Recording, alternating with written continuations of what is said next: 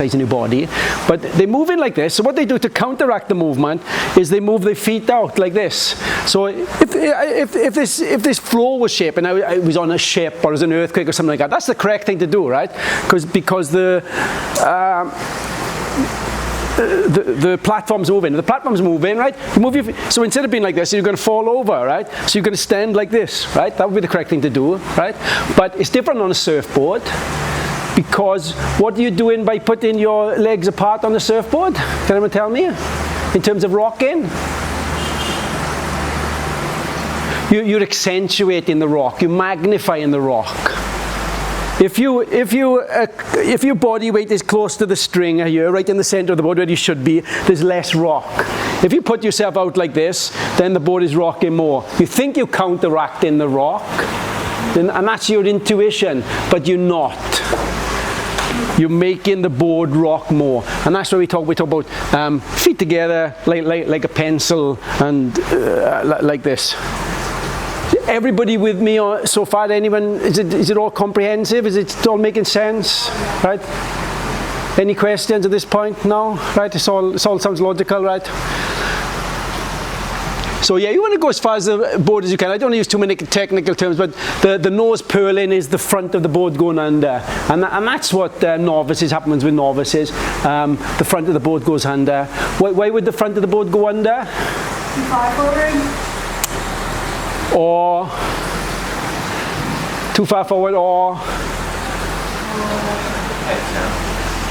the head's down at the wrong time, right? Or you're not moving fast enough, and that's typically it.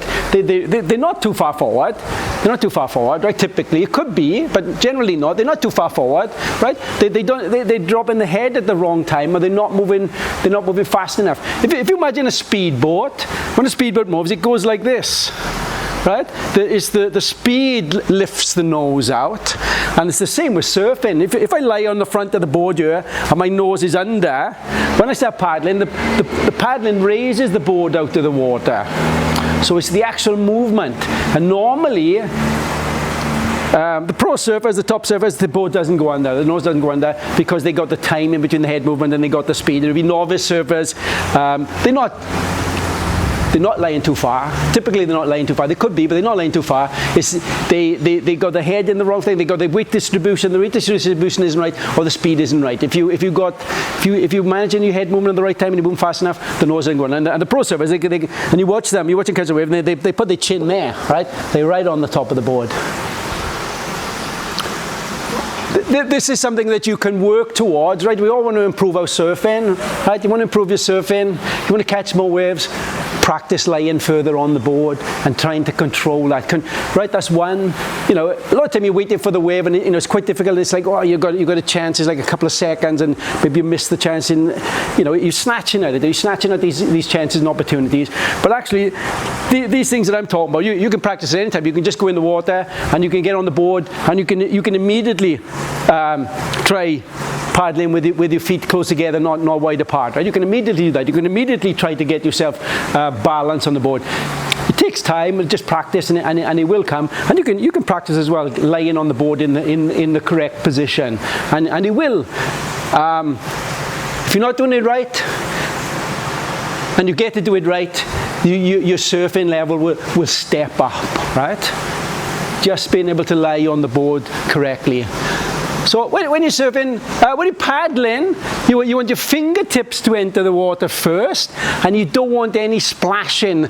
The reason for this is that you have surface tension on the water, and you're cutting through that water, and you don't want to be doing it like pushing it down. You want to be cutting through efficiently as you can. They used to tell, when I was competitive swimming a long time ago, like in the 70s and the 80s, and they used to tell you the technique for paddling. They would tell you that you'd use your hand like this into the water, and then you twist it, and then you put your hand in the water like this and you twist it. And the reason they tell you that, because it's less resistance going into the water, right? There was a lady here last year, an American lady, and she taught swimming, she did, right? And she said it's changed, right? And it's actually, you enter the water, for swimming you enter the water like this, with your fingertips like this, and it's the same for surfing. So can anyone tell me why would they have changed the technique from entering the water like this or to entering the water like this? This is the good one, this is the bad one. More efficient. Because you don't have to turn it in the water. You're not wrong. Not right. I would say more right. You're more right than wrong. Does the twist of the hand create more resistance? No. There's 3 stages to paddling. There's the catch, there's the pull, and there's the release. It actually makes the catch easier. What's the catch? You catch in water. If your hand is like this, you're not catching water and you're twisting it. You come in like this and you catch in water, you're pulling it. What you want to do to propel the surfboard forward, the water's got to go backwards, right? The water's got to go this way. If you're pushing the water down, that doesn't propel you forward. It's the water going in the opposite direction that you want to go. You want to go forwards, right? It's always forwards. The water's always got to go backwards. How is it going to go backwards? You've got to push it back. How do you get the water? You catch it, right? So the technique is elbows high. And this is the point, right? If you Imagine this is your surfboard, right? And this is your hand going in the water. This is your hand going in the water, right? If you enter the water like this, and you catch the water like this, and then you pull it to about here, and then you release. That's the stroke. It's catch, pull, release. What people do, they put the hand in flat and they push in down. They don't go deep enough and they push in up. Watch people surfing, right? And you'll see novices and they throw in water up in the air. What's the effect of throwing water up in the air? Very excellent answer, right? Excellent answer. It's energy wasted, right? It's not propelling you forward. It takes energy. If I was going to flick water and hit the roof there, however high the water goes, however the volume of water, the amount of water, it's going in the wrong way, right? Surfing's physics, right? And it's physics, right? And it's about an opposite movement. The water going this way and you going that way, right? It's simple, right? Pushing it down doesn't get you forward. Pushing the water up, it's trying to get your elbow high to catch. And if you come in like this, you're pushing down. So you're trying to get it. It's elbow high, and like that, right? So there's a physiological advantage between getting your elbows high. Can anyone tell me what that is, the physiological advantage? Within your back muscles. Excellent. You're engaged. If you paddle like this, right? All of the work, or nearly all the work, is on your shoulder rotator cuffs. And what happens if you paddle like this? What's going to happen to your shoulders? They're going to get tired very, very quickly and easily. And they're going to be like, you're going to come out, how was your surf? Oh, my shoulders are killing me. My shoulders are killing me. Are you going for a surf for the second session? No, because my shoulders are killing me, right?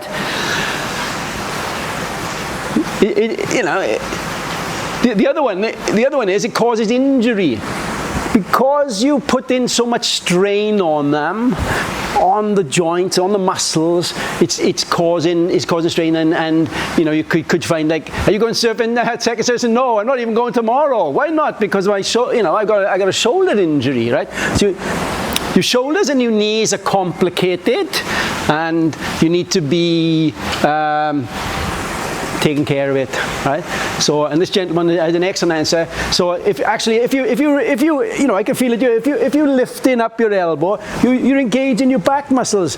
I think your biggest muscles is your femur. I think it's the thigh muscles, your biggest ones. But after that, I'm not an expert in physiology, right? But your back muscles are, they're big muscles, right? So. And if you look at the physiques of surfers and these pro surfers, they got a shape like a triangle. Their shoulder muscles are developed, right? They got skinny waists and they got wide shoulders because they do the heavy lifting is done here, right? The heavy lifting is done here. It should be done here. Feel the water, put your hand in, feel it, and then pull it and release. A lot of people, they push too far, and the reason they push in too far, right, they're going too far because they haven't gone deep enough. Your hand should go under the water. You should be brushing the side of the board like this, and your hand should be sweeping under here. If you're paddling and there's a gap between the surfboard and yourself here, what's the effect of that? If I'm paddling like this rather than like this, right? This is the correct technique. My hand coming under here rather than to the sides. I heard somebody say something. Waste of energy. Why? Because you lose, like this, it's more efficient for joints. Like this, you have much more resistance against your, I don't know, it's not as efficient, right? So you are on the wrong, you are on the right lines. We can use different ways to describe it. There's two things that I can think of. One, if you paddle into the side of the board there, it gives you lateral movement, right? What's lateral movement? Is the board is going this way. If you watch these SUP guys, they have lateral movement, right? Because they're either side like that, right? And it gives you lateral movement. And what lateral movement does, it's going to move the board a little bit like this. Not a lot, right? Not a lot, but it's all marginal. The difference between catching a wave and not catching a wave is, generally it's marginal. But if you pull in here to the side, the board's moving a little bit, and it gives you a little bit of rock, bit of extra, it's an extra little bit of rock and a little bit of, you could say it's wasted energy, but I would call it lateral movement is what I would call it, right? And actually then it's actually physiological then, right? That your body is better able to paddle like this than like this. If your hands are wide, you're not able to go so deep. I don't know if it is wasted energy or not, but the technique isn't so good, right? So any questions on how to paddle? Everyone got it, right? Everyone got it. Sorry, I have one question. Sorry. Too late. Go on. I'm joking here. Go on. Wait,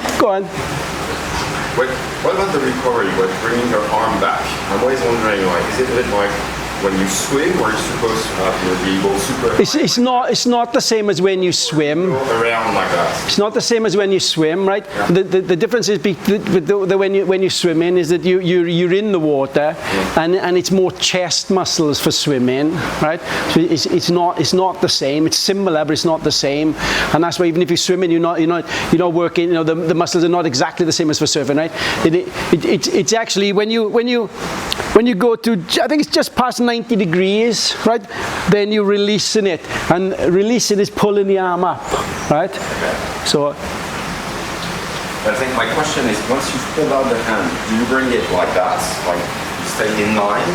It's elbows high, right? Elbows. You're going like this, right? And it's not right. It's elbows high, okay. and it's elbows high, and you're trying to get in like at a 45-degree angle. You're trying to get in at a 45-degree angle, going under the board to about there and release. So it's this movement, right? It's the elbows high movement, right? That's the movement.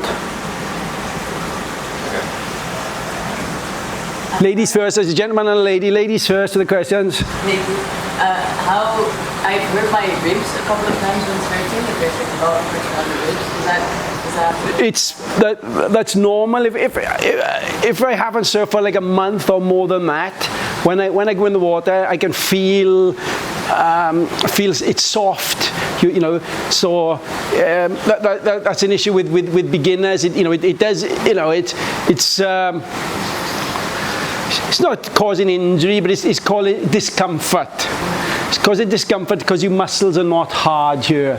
And when you surf in regularly every day or a couple of times a week, then you're working your core muscles and they become quite hard here. And I said it's about a month, something like that is the difference. If you don't surf for 2 weeks and you go back and you feel all right, if I'm a month of the water, I feel like, they're gone soft. I was just going to ask that actually, and then a question for... You was going to ask that question? No, different question. But go on, you can ask that question if you want. Surf rash, and someone the other day was saying it's a good technique to try and I think there's something about having a necklace on and having it touch the board and keeping it in the same place. It basically allows you to treat your core as being a bit more stuck to the board rather than maybe a little bit moving, which is probably, that's just something that... I never heard of it. It could well work. It could. Maybe evening today. It could do it. It could do it. It's not. You know. It could do it. The question was more the catch. So obviously in swimming, there's the position where you move yourself into elbow high. Is it same in surfing? It's elbow high. It's elbow wide. It's not exactly the same as swimming. You know, because as I described. And someone I know is a swimmer. And he told me that swimming is more chest. Yeah. So surfing is mostly shoulders, and it's due to the positioning where you are in the water. If you're lower in the water, it's more towards chest, and if you're higher in the water, it's more towards shoulders. But it's the same technique with regards to wanting to lift your elbows up high and catch. You know, it's this. You know, it's basically the same, but it's physiologically different because of where your body is positioned in the water.